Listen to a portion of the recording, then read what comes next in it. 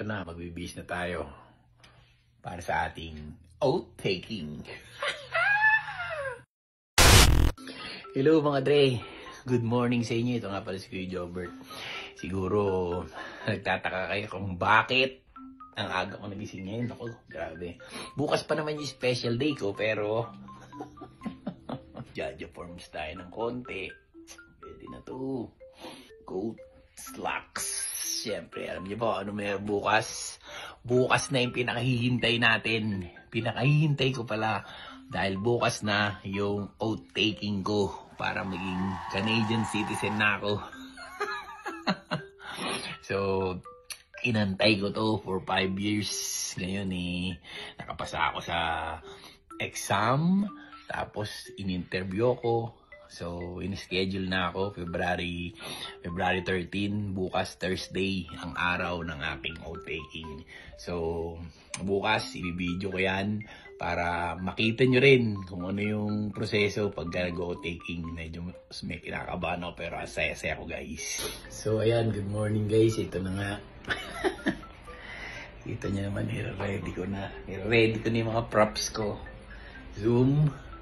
Yung passport ko, and syempre yung gugupitin ko na PR card ko mamaya pagka citizen na ako. So ganito kasi ang proseso daw niyan.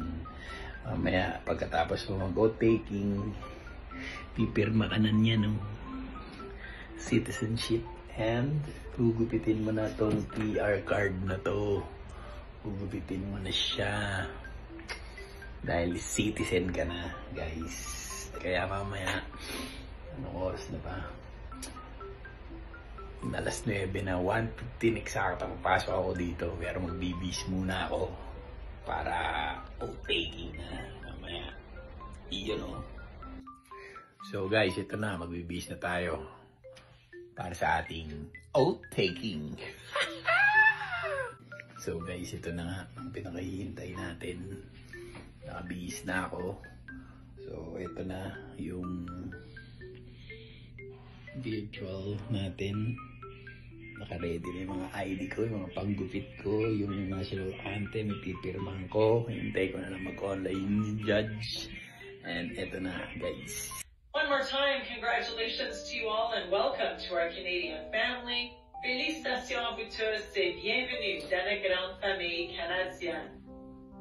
Congratulations, you are now officially a Canadian. Now your journey here was unique. Whether you came here for safety, to reconnect with family, just to start a new life, you are now an equal member of our country. So as you continue your life here, remember this day when you became a citizen. And think about everything you can do every day forward to strengthen our country. Congratulations again, and welcome. So guys, tapos na ang ating oath-taking at ako ngayon official ng Canadian. Antay ko na lang yung passport ko. Magkasasabit na ako ng passport. Ipapadala na sa akin certificate ko via email. So guys, ito pa ang pinaka-importante niyan. Kung gusto nyo malaman yung mga eksaktong details para maging citizen kayo from PR, paano kayo pumunta rito, at maging ang proseso kung paano kayo magiging Canadian citizen katulad ko, iisa lang ang tawagan natin, iisa lang ang contact natin, walang iba kundi ang tropa natin, si Dodong B. Ang tropa natin sa immigration. You're the best. God bless.